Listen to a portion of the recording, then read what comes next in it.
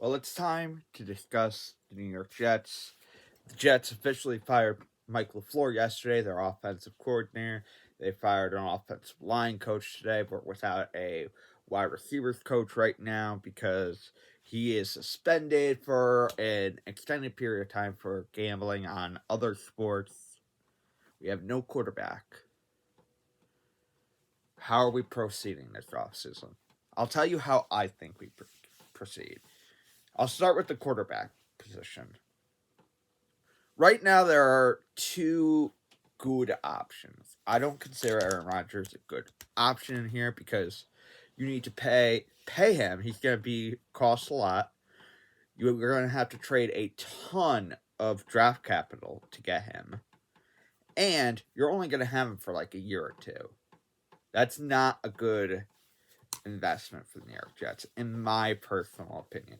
I love Aaron Rodgers. I think he's a great quarterback. I don't think he's a good fit for what the Jets need to accomplish. Yes, Jets are in win now.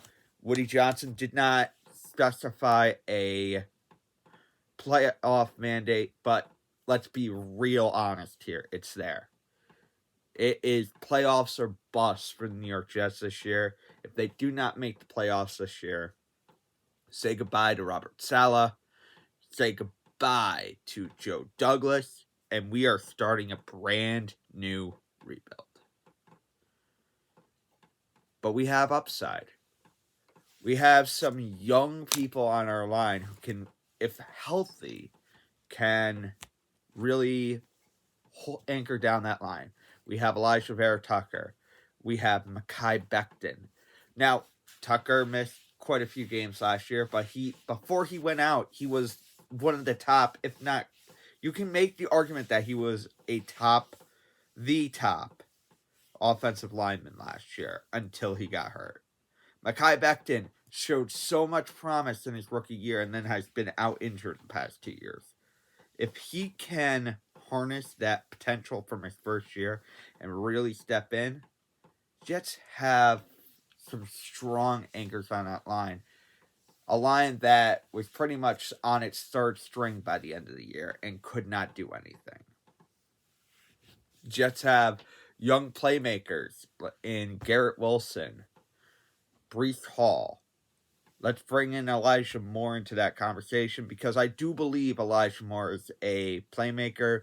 The Jets just didn't know how to use him this year. He is best served out of the slot. Jets tried to make him an outside man for so much of the season. Finally switched him to the slot, but by then Zach Wilson was here, and we couldn't really utilize him very well. So, there's playmakers on offense. We have a top 5 defense. So, what I mean by that is we are in a very good spot with what we want to bring in. We bring in a quarterback. We are in the playoffs next year, especially if we have a good offensive coordinator who knows how to use that quarterback and knows how to build a system that will work for this offense. Now, in terms of quarterbacks, I already talked about Aaron Rodgers, but the two good options in my opinion, are Derek Carr and Lamar Jackson. Now, some will say Jimmy Garoppolo, and I understand the argument there, especially because he does have a connection with Robert Saleh, but he is more fragile than paper, more fragile than glass. I don't want to put all our eggs into that basket and hope against hope that this will be the year that Jimmy Garoppolo stays healthy and helps us. So, at that point, let's go to Derek Carr versus Lamar Jackson, and let's discuss their situations. Derek Carr sat the last 2 weeks of the season on decision of the team, but he's been a top 10 quarterback pretty much his entire career. He's been in the top 15 of passing yards every year. And for the most part, he's been in the top of touchdowns, too. His highest number of touchdowns, 32, was more than double what the Jets quarterbacks had this year. Jets quarterbacks obviously not having even one touchdown. Jets offense at all having one touchdown in the last 3 games. So Derek Carr's best year more than double what we saw from our four quarterbacks this year, because we had Streffler too. His lowest was still more than what the Jets put out this year. It's abundantly clear that he's a great quarterback. He has stayed very healthy throughout his career. There's only 1 year in his entire career that he has missed more than 1 game. And that was this year when he got benched for the last 2 games because the Raiders wanted to go in a different direction. AKA, they didn't want him hurt for a possible trade. Let's go through year by year the rankings for Derek Carr. And I'll get more into stats later. But, and this will exclude his rookie year, which was definitely a year that could be improved on. 2015, he was 13th in passing yards and 7th in touchdowns. 2016, 14th in yards, 7th touchdowns. 2017, 14th in yards, 12th in touchdowns. Then we got a little bit of rough years for touchdowns. He was 12th in yards in 2018, but 21 in touchdowns. 8th in yards and 19 in touchdowns for 2019. Steps it back up for 2020 when he was 11th in both. 2021, 5th in yards, 13th in touchdowns, and even with sitting the last 2 games of the season, 14th in yards and 12th in touchdowns for 2022. He is a great quarterback, and he is my ideal candidate. Now, whether that comes via trade with the Raiders, they are currently trying to trade him to see if they can get something, or just signing him outright in free agency, he should be easily one of the top targets for the New York Jets. But let's look at Lamar Jackson real quick. Lamar Jackson is easily the better quarterback, but he has some health issues, and we don't know if he'll actually be available. He is on his last year of his contract, but he's definitely getting franchise tagged. And there's a lot of speculation that maybe the Ravens will trade him, but who knows when that'll even happen, if it happens. So I don't think the Jets should wait around for Lamar Jackson, as much as I would love to have him on this team. So that leaves Derek Carr, and that leaves an offensive coordinator. Now, Derek Carr gets to pick wherever he wants to go, whether it be a trade or free agency, because he has a full no-trade clause with the Raiders. So, he gets to choose wherever he wants. But the Jets are a very appealing place, in my opinion. Top 5 defense, which is something that he never had in Oakland or Vegas. He had bottom-of-the-barrel defenses that failed him year after year. So, very clearly a difference in defense. He doesn't have to carry the entire team. He has playmakers, Elijah Moore. We have Garrett Wilson. We'll probably bring in another wide receiver for the outside opposite Garrett Wilson. I'm not going to get into who that might be right this moment. We have Breece Hall. We have some anchors on the offensive line with availability to do more. So it's a very appealing place. And I think it can be more appealing if we bring in Greg Olsen as our offensive coordinator. Now, he's currently serving as a senior offensive assistant with the Rams, but with Sean McVay possibly leaving, that he might be out of a job. Jets should absolutely try and bring him in as offensive coordinator.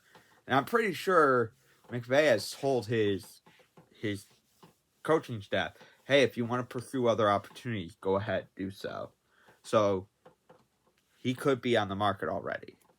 Now, he's been a quarterback coach his path. So maybe, just maybe, he might be able to find a way to save Zach Wilson's career and build him into something. He's been a quarterback with a couple colleges, the 49ers, Bears, Lions, Buccaneers, Jaguars, and the Rams. He's been an offensive coordinator with Central Washington University, the Lions, the Rams, the Buccaneers, the Jaguars, the Raiders. Now, the last one is important to me because he spent 2 stints with the Raiders. The first one was Carr's first year as a quarterback, his rookie year, and his second one was 2018 to 2021. I want to take a look real quick, point out the stats for Derek Carr during those years. 2018, he had 19 touchdowns, 10 interceptions, a 68.9 completion percentage, 4,049 yards. 2019, he had 21 touchdowns, 8 interceptions, a 70.4 completion rating, and threw 4,054 yards. 2020, 27 touchdowns, 9 interceptions, a 67.3 completion rating, and 4,103 yards. And then 2021, he threw for 23 touchdowns, a high number for picks with 14. He had a 68.4% completion rating and 4,804 yards. And that year, they went 10-7. If you compare these two up with the weapons the Jets have already on offense and the top tier defense, top 5 defense in this league that they have, with Sauce Gardner and DJ Reed really holding it down, Quentin Williams a beast on the defensive line, Jets are playoff bound next year, easily. And we have a very legitimate chance to go deep. Now, let's explore the 2 options. In free agency, say he goes to free agency, I do believe he would wind up with less money, but the Jets will have more competition. I don't think people are going to trade for him. Maybe the Colts, but I think the Colts are more going to go for that number 1 overall pick, try and trade with the Bears. So, I think they're going to be out on him, at least for a trade. So, yes, we have that giant contract, that big salary, and we would have to give up compensation. I'm thinking if we can get him for like a 3rd and maybe a 4th or 5th, or maybe something from next year's draft, that would be incredible for these New York Jets. Because then we still have all of our major picks early on. We have our quarterback set in stone. And we are ready to really, really set this place on fire. So I think we should if we are able to find a good price. I mean, obviously, I don't want to trade a 2nd round pick. I'm not trading a 1st round pick for him. But if we can find a little bit of a later round, 3rd round, and something else to bring in Derek Carr, I would trade for that in a heartbeat. Because I think he adds instant stability and instant legitimacy to this team. A team where the coaches and the owner all stated that the quarterback position was our missing piece. We need to make that change. Go get Derek Carr.